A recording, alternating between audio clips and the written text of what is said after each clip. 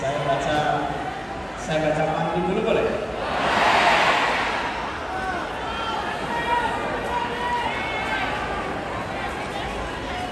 Habib Salim pergi ke Koja, mampir di jalan makan pepaya. 2023 kita bekerja, 2024 kita berjaya.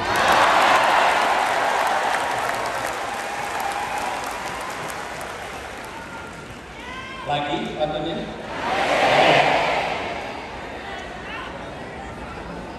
Ustadz Saihu pergi ke Kemayoran, pulangnya muter mampir ke Kemang.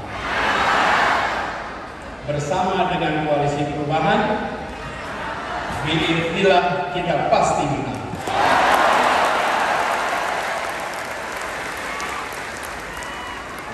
Kalau dua itu kelihatannya kurang lengkap. Ini koalisi bertiga, pesannya tiga, dua tambah satu sama dengan tiga. Satu lagi. Habib Abu Bakar pergi ke Tambun, pulangnya lewat hutan kayu. Untuk PKS yang sedang ulang tahun, happy milad to you.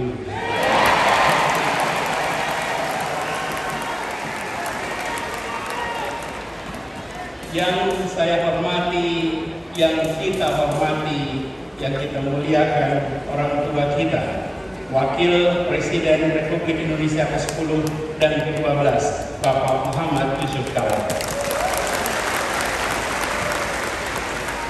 Tadi pidato Pak JK di PKS, sepertinya Pak JK sedang pidato di rumah sendiri.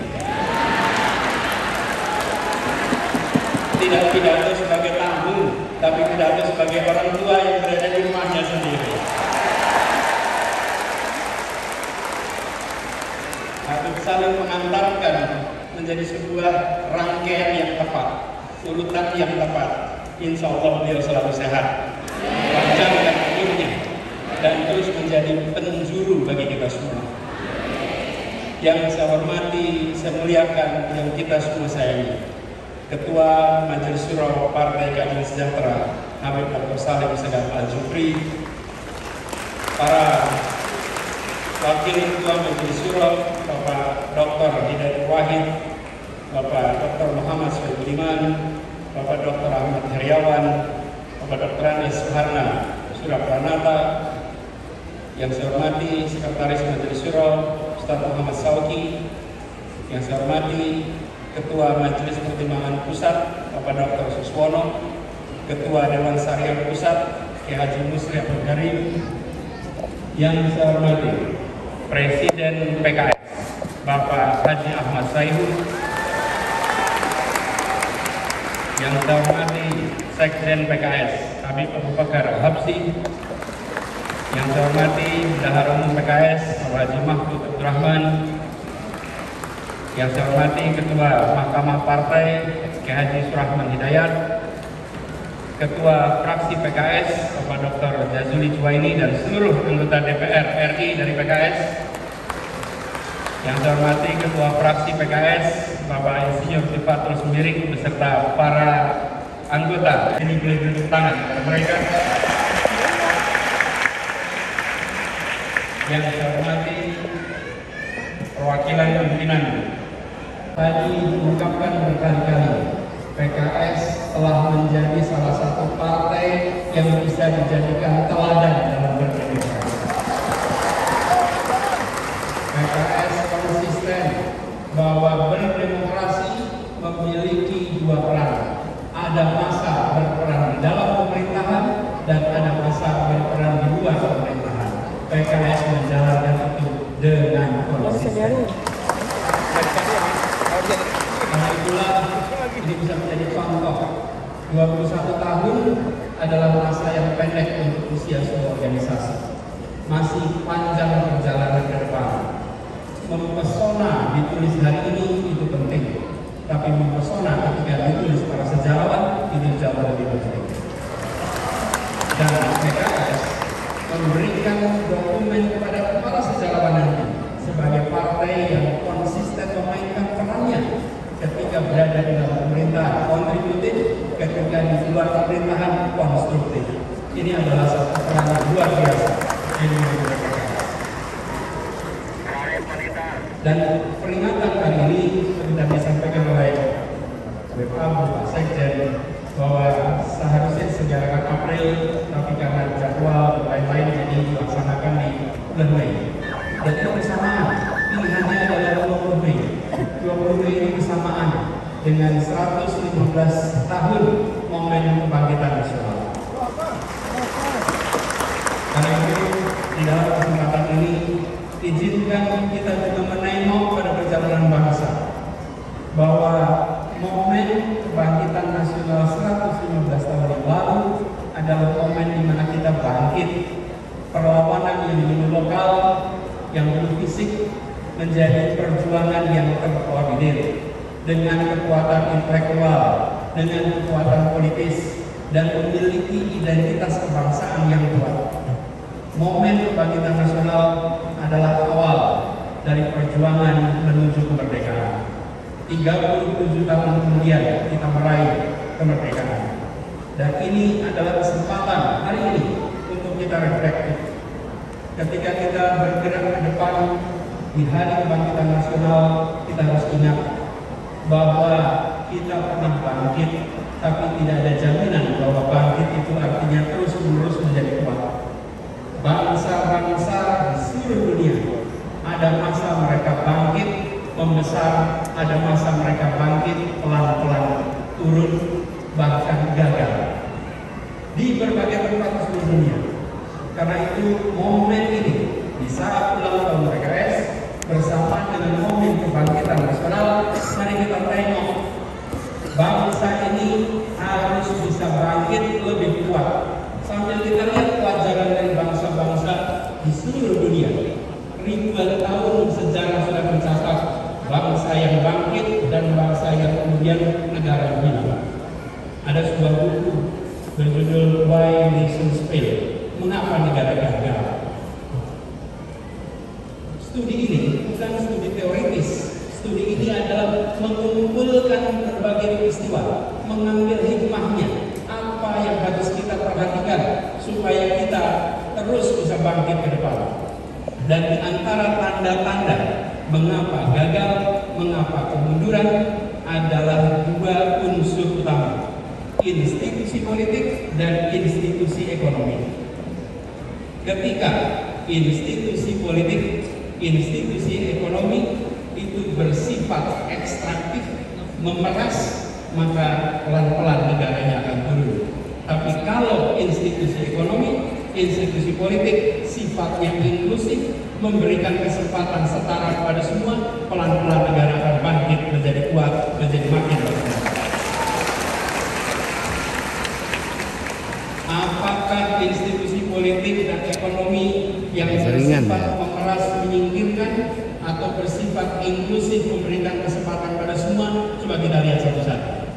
Kita lihat institusi politik. Apa bedanya negara dengan institusi politik yang bersifat memeras, ekstraktif, menyingkirkan, dan yang bersifat inklusif atau melayani semua? Negara dengan institusi politik bersifat memeras, menyingkirkan, cenderung mengkonsolidasikan kekuatan, kewenangan pada satu pemimpin, pada satu grup, pada satu kelompok. Kekuasaannya tidak disebar dan dibagikan kepada semua. Negara dengan institusi politik yang memeras, menyingkirkan, memberikan kesempatan partisipasi yang terbatas, partisipasi yang terkendali. Bahkan mereka-mereka yang berbeda pikiran politiknya sering dipinggirkan dari arena. Negara dengan institusi politik yang memeras, menyingkirkan ini sering tidak mengindahkan etika, sering tidak mengindahkan aturan hukum. Bahkan peraturan bisa ditegak teguk, bisa diterapkan secara tebang pilih, dan seringkali dibuat hanya untuk menguntungkan mereka yang sedang berada di dalam lingkar kekuasaan. Mudah-mudahan tanda-tanda seperti ini tidak ada di negeri kita. Ada atau tidak? Ada yang merasakan? Jangan sampai ada. Jokowi, Pak. Tanda-tanda bukan menuju kesuksesan. Dan sebaliknya, negara dengan institusi politik yang bersifat melayani semua, yang menjunjung tinggi pilar demokrasi, yang memberikan kewenangan kepada cabang-cabang pemerintahan agar saling mengawasi, saling menyeimbangkan. Negara seperti ini akan kita saksikan tanpa konflik kepentingan. Misalnya, yang seperti ini tidak ada market player yang sekaligus regulator. Kalau pedagang, pedagang saja. Jangan pedagang sekaligus pejabat, sekaligus membuat aturan. Apalagi membuat aturan yang terkait perdagangan yang dibuatnya. Dan juga tidak kemudian serba rangkap jabatan, apalagi rangkap jabatan yang bertumpuk-tumpuk. Juga memastikan meritokrasi berjalan dalam pemerintahan, bukan memberikan keistimewaan pada keluarga. Negara dengan institusi politik yang melayani ini cenderung menjunjung tinggi tegaknya rule of law, sehingga yang dilakukan adalah memperkuat cabang-cabang hukum agar independen, agar terbebas dari intervensi politik, agar transparan dalam setiap pengambilan keputusan. Dan kalau kita saksikan, ini yang harus kita perkuat di Republik ini. Yang terakhir, negara dengan institusi politik yang inklusif, yang melayani, akan menjunjung tinggi kesempatan warga untuk menyuarakan pandangannya, pikirannya, aspirasinya tanpa sedikit pun ada rasa takut. Negara yang inklusif adalah negara yang tidak baperan. Negara yang membuka ruang pada kritik.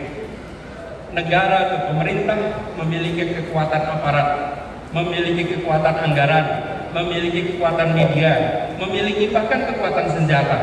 Yang dimiliki oleh rakyat adalah gagasan, aspirasi, dan kata-kata. Jangan sampai satu hal yang dimiliki oleh rakyat, kata-kata itu pun dilarang untuk diartikulasikan. Izinkan kata-kata rakyat bisa muncul ke permukaan. Karena itu bila saat ini ada pasal-pasal yang dikenakan kepada mereka yang mengungkapkan pendapat, maka ke depan kita perlu justru pasal-pasal dalam undang-undang kita, dalam peraturan kita yang secara tegas dan eksplisit melarang persekusi atas kebebasan berpendapat. Jadi saya juga mengalami ketika tugas di Jakarta, ketika berada di pemerintahan, maka kita menjadi kotak pos alamat keluhan dan kritik. Dan itu harus diterima sebagai it comes with the job. Ini adalah bagian dari pekerjaan.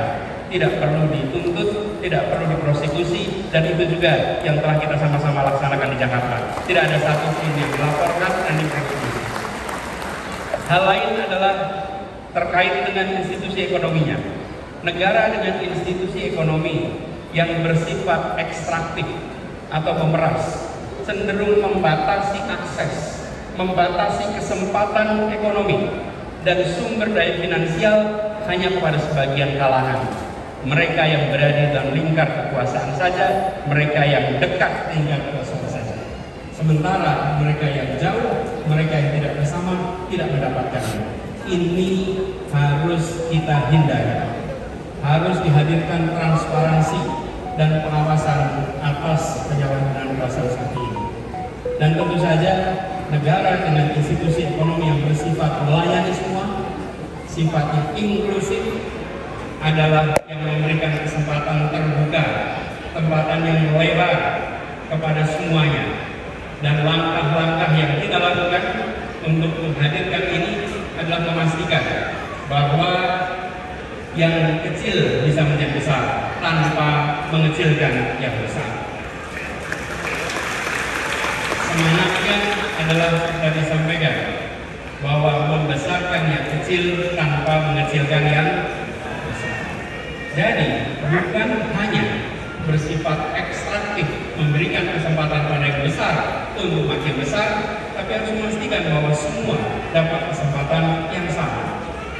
Dan negara dengan institusi ekonomi yang bersifat ekstraktif ini cenderung abai pada pengembangan pelayanan publik dan pembangunan infrastruktur. Sebaliknya, yang inklusif cenderung untuk melayani semua. Kalau kita bicara infrastruktur, tadi sudah disampaikan juga, alhamdulillah kita lihat banyak pembangunan infrastruktur besar di zaman pemerintahan sekarang ini. Kita ambil contoh media, ada tim jurnalis dari media Kata Data ini mengumpulkan datanya. Izinkan saya kutip di sini. Pemerintahan kali ini berhasil membangun jalan tol terpanjang dibandingkan periode sebelumnya. 63% dari seluruh jalan tol berbayar yang ada di Indonesia itu dibangun di era pemerintahan sekarang. Sepanjang 1.569 km dari total 2.499 km. Itu adalah jalan berbayar. Sedangkan jalan yang tak berbayar, yang digunakan oleh semua secara gratis, yang menghubungkan mobilitas penduduk dari sudut-sudut desa ke perkotaan, yang membawa produk-produk pertanian, produk perkebunan, produk perikanan dari sentra-sentra tempat mereka dihasilkan ke wilayah-wilayah pasar, baik jalan nasional, jalan provinsi ataupun jalan kabupaten, terbangun 19.000 km di pemerintahan ini. Kalau coba saya bandingkan dengan pemerintahan 10 tahun yang lalu, di zaman Presiden Pak SBY, jalan tak berbayar yang dibangun adalah sepanjang 144.000 atau 7,5 km. Bila dibandingkan dengan jalan nasional, di pemerintahan ini membangun jalan nasional sepanjang 590 km. Di era 10 tahun sebelumnya 11.800 km. 20 kali lipat. Kita belum bicara mutu, kita belum bicara standar dan lain-lain, kita bicara kepanjangan. Kedua infrastruktur ini jelas diperlukan sama-sama. Tapi yang perlu kita perhatikan di sini adalah bahwa keberpihakan ketika bicara institusi ekonomi memberikan kesetaraan kesempatan kepada semuanya. Kita perlu memikirkan ke depan institusi yang inklusif, infrastruktur yang menunjang keseharian. Air saja misalnya, hari ini kita punya air di sini. Susenas 2019 menunjukkan 38% penduduk Indonesia menggunakan air dalam kemasan sebagai sumber air minum. Kalau itu pilihan tidak apa-apa, tapi kalau itu keterpaksaan, maka negara harus hadir menyediakan infrastruktur mikro kecil yang dirasakan oleh seluruh rumah tangga di Indonesia. Kalau kita lihat datanya, sumur ada 21%, pompa air 15%, pipa hanya 10%. Ke depan kita perlu membangun institusi ekonomi inklusif yang memang belum tentu megah untuk difoto, belum tentu menarik seperti jalan berbayar atau airport bandara yang megah. Tapi air yang mengalir di tiap rumah tangga, infrastruktur mikro di tiap rumah tangga, itu akan memberikan rasa kebahagiaan bagi seluruh rakyat Indonesia. Infrastruktur yang bukan hanya untuk sebagian, tapi infrastruktur untuk semuanya. Kita ambil contoh yang dikerjakan sama-sama di Jakarta, Kepulauan Seribu selama berpuluh tahun adalah kepulauan yang tidak menjadi perhatian utama. Bersama-sama dengan PKS, bersama dengan Demokrat, ketika mengurus Jakarta, kita pastikan bahwa wilayah itu bukan wilayah yang tertinggal, tapi wilayah yang mendapatkan kesetaraan kesempatan dari kita. Bahkan ketika mereka sudah terbangun infrastruktur, air, listrik, transportasi, kalau datang ketemu mereka bilangnya gini, Pak Gut, kami butuhnya ATM sekarang Pak. Dulu butuhnya transportasi, sekarang butuhnya ATM, butuhnya cooling station. Itu menggambarkan mereka sudah meningkat kebutuhannya. Karena itu yang tadi disampaikan juga, perjalanan 5 tahun di Jakarta kemarin ada perjalanan kita membawa janji untuk rakyat Jakarta. Dan janji itu kita lunasi sama-sama untuk rakyat Jakarta. Ini saatnya untuk kita menyongsong amanah yang lebih besar bagi seluruh rakyat Indonesia. Dan kita harus bangkit dengan kekuatan sendiri. Tadi Tadi disampaikan pentingnya untuk kita menggunakan kekuatan bangsa Indonesia. Pak Ketua Majelis Suro yang saya hormati, di ujung utara Jakarta ada sebuah stadion yang terbangun, namanya Jakarta International Stadium. Stadion itu memecahkan rekor dunia karena infrastruktur yang dibangun adalah salah satu infrastruktur paling rumit yang pernah dikerjakan, di mana harus mengangkat sebuah atap yang beratnya 36.000 ton, sama seperti ngangkat 24.000 mobil bersamaan. Dikerjakan dengan kompleksitas yang sangat tinggi. Bahkan program National Geographic Megastructure menempatkan ini sebagai salah satu proyek yang patut untuk jadi pelajaran dari seluruh dunia. Dan siapa yang membangun? Semua anak-anak yang dilahirkan oleh ibu Indonesia, yang dididik anak Indonesia, yang bersekolah di Indonesia, tidak menggunakan tenaga dari luar, tenaga kita. Mereka sama hebatnya, dunia mempesona dengan hasil kerja anak-anak Indonesia. Kita teruskan pesan ini ke depan, bahwa momen kebangkitan, momen ulang tahun ini harus kita jaga sebagai momen untuk kita berdikari, untuk kita bertekad memperjuangkan perubahan yang dalam pesan dari Ketua Majelis Suro tadi, bahwa perubahan yang kita lakukan adalah perubahan yang lengkap, di mana ada hal yang diteruskan, ada hal yang dikoreksi, ada hal yang ditambahkan, dan ada hal yang belum berhasil yang harus dihentikan. Itu adalah perubahan yang komprehensif. Karena itu kita menawarkan kepada seluruh rakyat Indonesia, PKS menawarkan, dari Nasdem menawarkan, Demokrat menawarkan, dan kami juga menawarkan bahwa gagasan diusung, gagasan ditunjukkan. Karenanya kita mengharapkan kontestasi ke depan kita jadikan ajang adu tawaran gagasan yang terbaik untuk bangsa. Jadi, kalau tantangannya adalah adu lari pagi keliling Indonesia, saya kalah dah. Tapi kalau tantangannya adalah adu gagasan, adu karya, adu rekam jejak, maka kita insya Allah nyatakan siap kepada semuanya. Dan bersyukur sekali perjuangan kita berkelanjutan. 5 tahun yang lalu, 6 tahun yang lalu kita berjalan bersama-sama untuk membawa perubahan di Jakarta. Dan alhamdulillah atas izin Allah, perjuangan di Jakarta telah berhasil melunasi janji-janji pada seluruh rakyat Jakarta. Apa yang disampaikan oleh Bapak Wakil Presiden, bahwa kita memiliki hutang, kita berhutang kepada rakyat yang memberikan amanat itu. Dan alhamdulillah perjalanan bersama dengan PKS kemarin, perjalanan persaudaraan, perjalanan saling support, dan Partai Demokrat menjadi contoh berdemokrasi. Begitu masuk kita ke fase putaran kedua, kita jalan sama-sama sampai muncul pemerintahan di Jakarta.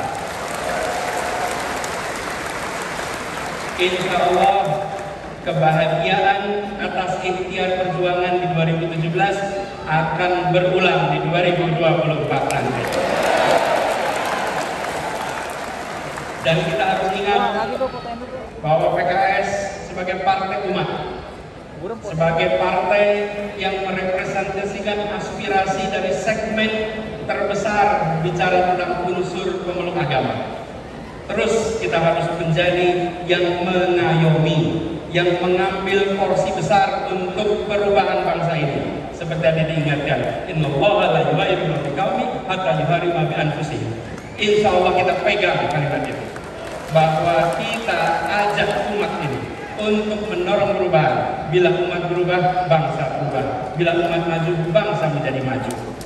Sebarkan semangat ini, sebarkan ketulusan, dan dipesankan tadi oleh Ketua Majelis Suro, jaga keikhlasan. Insya Allah kita selalu dikatakan dengan keikhlasan. Bapak sekalian yang saya hormati, izinkan saya mengakhiri apa yang menjadi kewajiban bagi kami untuk menyampaikan pesan kebangkitan, pesan ulang tahun PKS dengan mengirimkan harapan kepada semua. Mari kita jaga perjalanan ke depan dengan menjaga persatuan, menjaga suasana kebersamaan. Persatuan Indonesia, tadi digarisbawahi, tidak mungkin bisa terjadi dalam ketimpangan. Persatuan Indonesia hanya bisa dijaga dalam suasana keadilan dan kesetaraan. Dengan keadilan kita punya persatuan, dengan kesetaraan kita punya persatuan. Mari kita pulang dari peringatan 21 tahun PKS, 115 tahun kebangkitan nasional dengan membawa pesan, kami hadir untuk menghadirkan keadilan sosial bagi seluruh rakyat Indonesia. Kami hadir untuk memastikan ada kesejahteraan bagi semua. Kami hadir untuk memastikan muncul persatuan bagi semuanya. Izinkan kami menutup dengan sebuah pantun. Pantun ya. Bangkit serempak satu tujuan. Mantapkan cita perjuangan bersama. Mari bersatu ciptakan perubahan. Wujudkan keadilan Indonesia sejahtera.